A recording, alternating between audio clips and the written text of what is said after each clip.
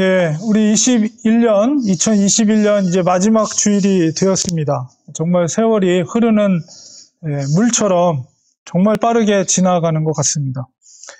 예, 특별히 코로나로 생활이 어렵고 힘든 그런 시간이 벌써 2년이 됐어요. 근데 여전히 코로나의 문제는 해결되지 않았고 한국이나 미국이나 심각한 상황으로 계속 흐르고 있습니다. 힘들고 어려운 시간을 보내면서 이 또한 지나가리라 이런 생각을 갖습니다. 시간이 흐르면서 이 어려운 시간들도 지나갈 것입니다. 2021년 우리가 돌이켜보면 많은 일들이 있었는데요. 정말 주마등처럼 지나갑니다. 우리 여러분 개인적으로도 그렇고 우리 교회적으로도 힘들고 어려운 이런 코로나 시국이었지만 꼭 나쁜 일들만 있었던 건 아닌 것 같습니다. 우리가 돌이켜보면 우리의 구체적인 삶 속에서 또 감사하고 기쁜 일들도 있었음을 고백하게 됩니다. 우리 그리스도인들의 감사라는 것은 또 환경의 감사라기보다도 믿음에서 비롯된 감사이기 때문에 더 그렇습니다. 우리 하나님께 더 가까이 갈수록 우리는 감사의 마음이 또 감사의 조건들이 더 많아지게 됩니다. 오늘은 2021년 마지막 주일을 보내면서 오늘 말씀 속에서 요한복음 말씀 속에서 주님의 초청과 또 약속의 말씀이 있습니다. 이 주님의 약속으로 인해서 우리가 더욱더 감사할 수 있는 그런 은혜를 오늘 나누고자 합니다. 요한복음은 우리 다른 복음서와는 아주 성격이 다른데요.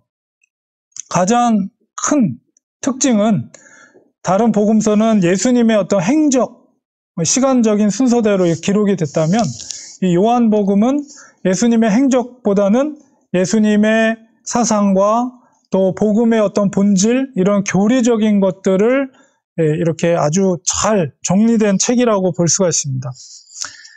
왜 그런 차이가 있는가라고 했을 때 그것은 그 시대적인 상황이 달랐기 때문에 그래요.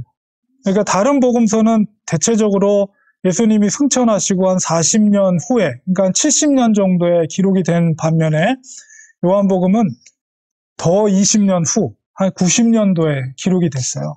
그러니까 다른 복음서가 기록될 때가 한참 예루살렘이 70년도에 패망을 하거든요. 로마의 디도 장군에 의해서 완전히 멸망을 해버리고 바리새인, 사두개인이 종교인들이 다 진멸해버리고 엄청난 사건이 70년도에 있었어요.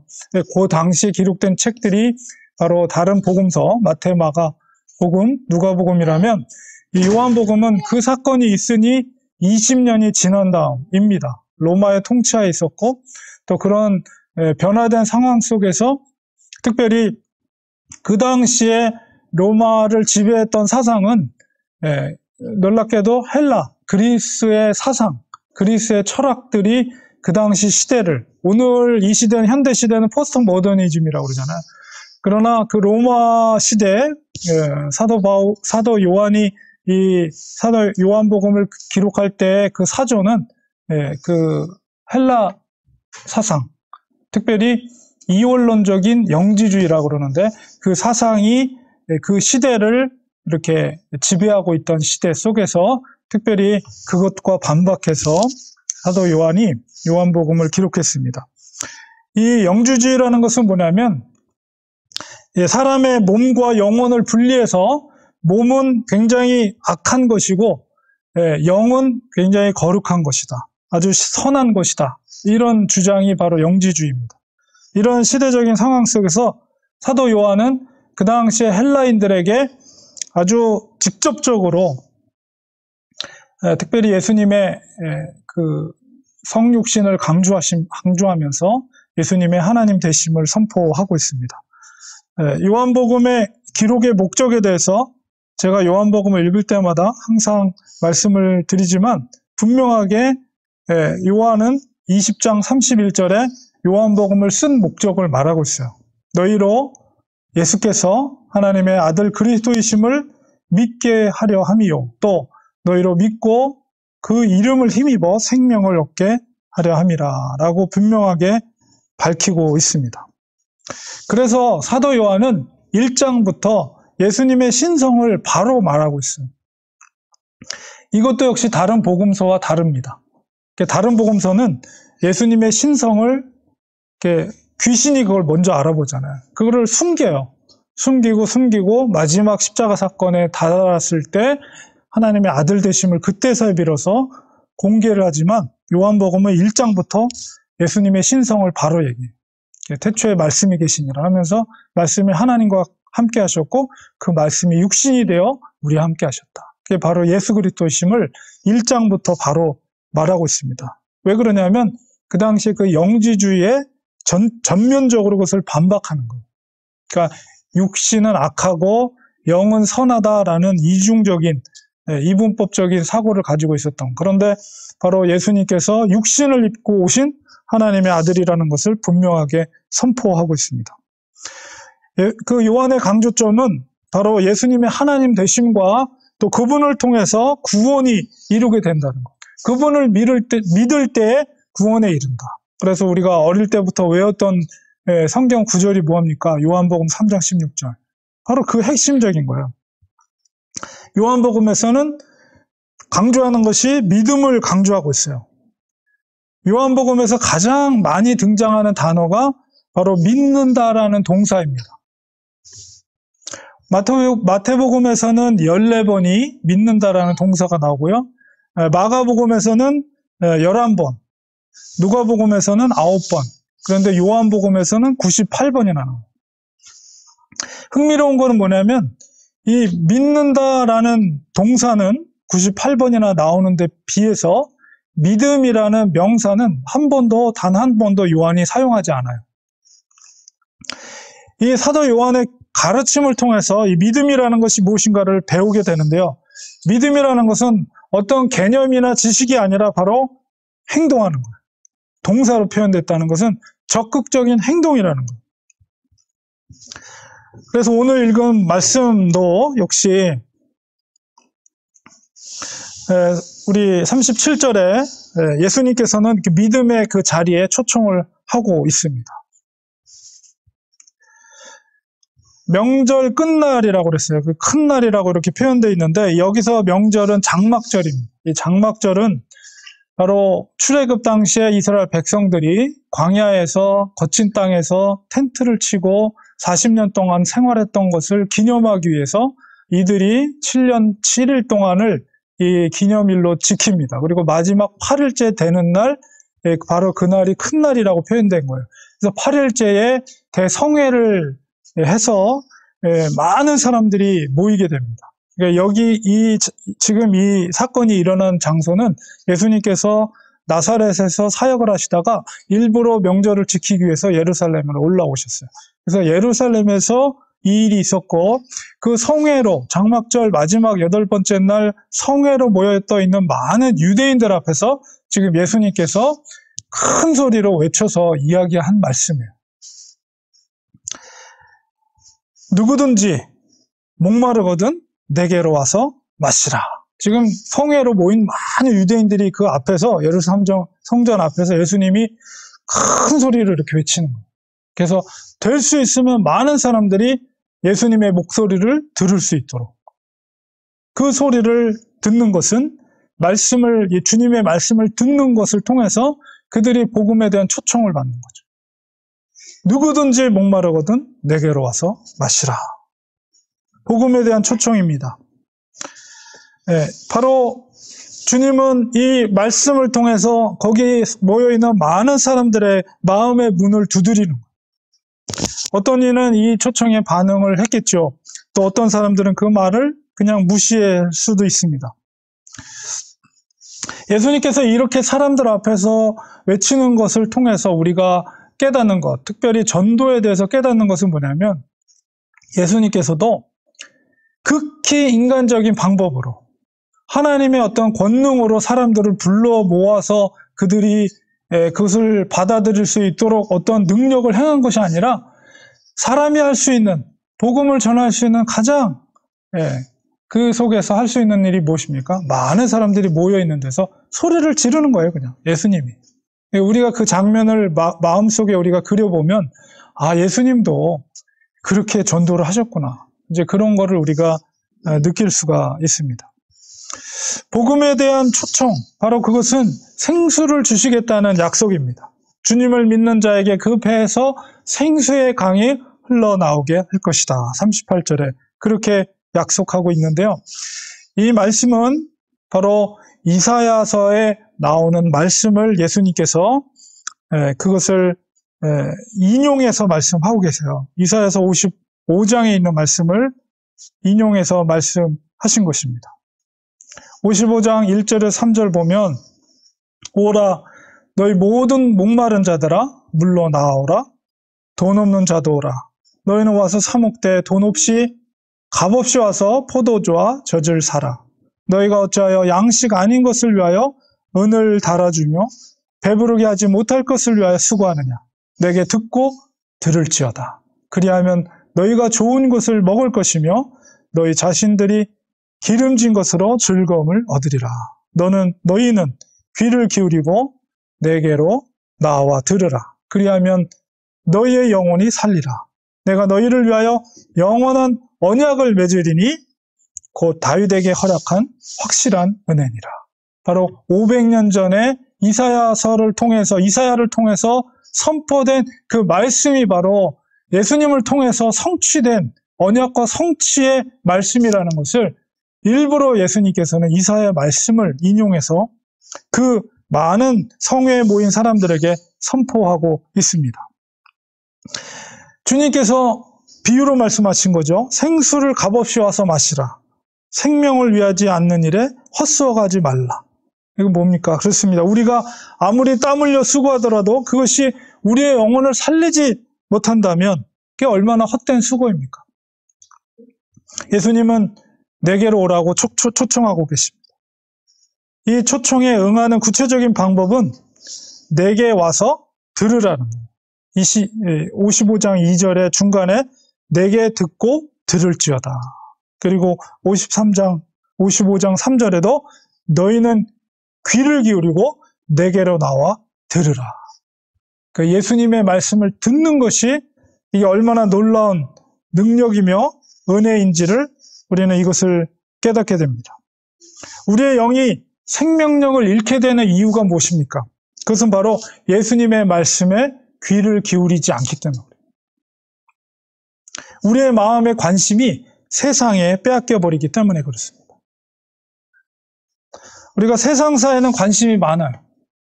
그런데 정작 예수님의 말씀을 가까이 하고 그것을 듣는 일에 우리가 인색한 것을 우리 깨닫게 됩니다. 그렇게 되면 우리의 영혼이 메말라져요. 우리의 영혼에 갈증이 생기면 어떤 만족 혹은 감사 이런 것이 사라집니다. 우리 스스로가 생각할 때 감사가 사라진다. 만족함이 사라진다. 오히려 불평과 불만, 짜증 이런 마음이 자꾸 생겨난다. 그러면 우리 영적으로 갈급해져 있는 거예요. 아무리 물질적으로 풍요로워도 영혼이 메말라 있다면 그 속에는 만족함이 없습니다. 감사가 없습니다. 또 기쁨이 없습니다. 우리 세상의 것으로 영혼의 그 갈증을 채울 수가 없어요. 영혼의 만족을 줄 수 있는 것은 오직 예수님밖에 없습니다. 성경은 분명하게 그 길을 제시하고 있어요. 너희 모든 목마른 자들아 내게로 오라. 내게 듣고 들을지어다. 주의 말씀을 통해서 생수를 공급받고 우리의 영혼의 만족을 누리게 되는 것입니다. 우리의 영혼은 그런 생명의 수로 생명의 물로 살아날 수가 있어요. 영혼이 윤택해지면 불평과 불만이 사라집니다. 영혼이 풍족하면 감사가 절로 나옵니다. 아무리 힘든 현실 속에 있더라도 그 속에서 기뻐할 수가 있는 거예요. 세상에 우리를 힘들게 해도 바로 주님의 말씀은 우리의 영혼에 만족을 줄 뿐만 아니라 그것을 이길 수 있는, 오히려 감사할 수 있는 그런 능력이 된다는 거예요. 이게 바로 하나님의 은혜입니다. 이것이 복음입니다. 주님의 복음입니다. 히브리인들은 이 강을 생명력이 있는 존재로 그렇게 간주했습니다. 그래서 오늘 말씀 속에 보면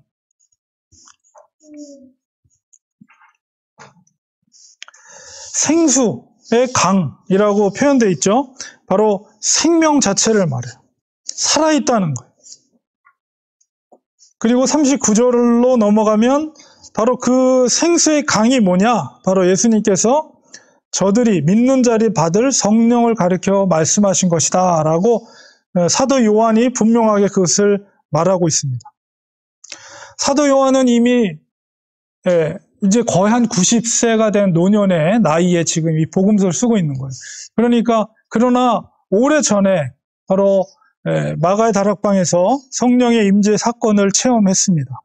400명의 제자들이 모여있을 때 그곳에 성령이 불의 혀와 같이 각각 머리 위에 임재하고 바람소리가 나고 그런 놀라운 체험을 통해서 성령의 강림 사건을 체험했습니다. 그리고 성령의 인도함을 받아서 사도 요한은 반모섬에서 계시를 받고 요한계시록을 쓰게 된 것이죠. 그리고 또한 복음서를 기록하게 된 것입니다.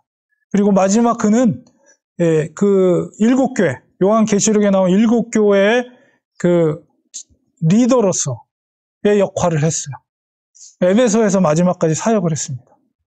에베소 교회는 바울이 많은 공을 세웠던 교회잖아요. 그러나 최종적으로 바로 요한이 마지막 거기서 사역을 마무리를 하게 됩니다. 이렇게 성령의 능력으로 사도 바울은 이 모든 일들을 감당했던 거죠. 사도 요한은 바로 예수님을 믿는 주의 제자들에게 이렇게 성령님께서 함께 하십니다.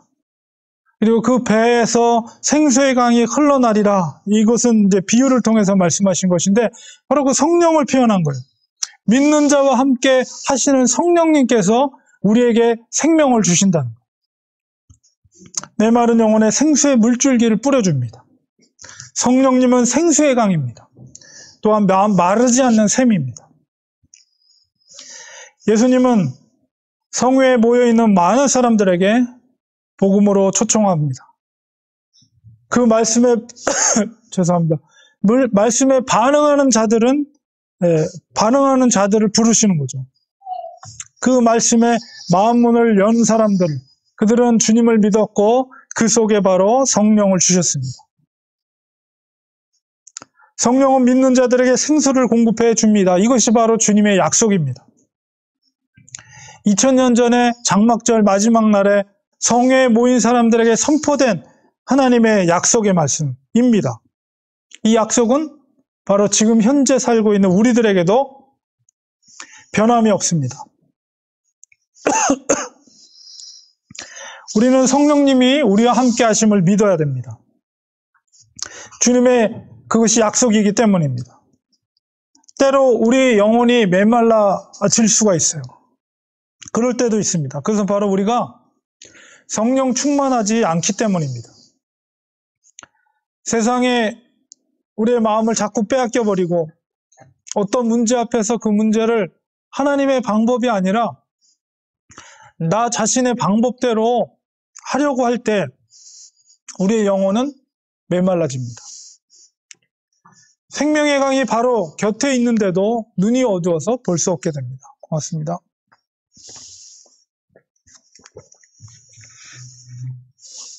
우리는 우리의 영혼에 민감해야 됩니다. 우리가 메말라질 때 민감하게 내가 영적으로 드라이해지는구나 라는 것을 캐치해야 돼요. 그래야만이 하나님께로 다시 방향을 돌이킬 수가 있습니다. 주님의 말씀을 들을 수가 있는 것이죠. 특별히 우리의 삶이 풍족해지면 더 우리의 드라이 되는 것을 깨닫지 못해요.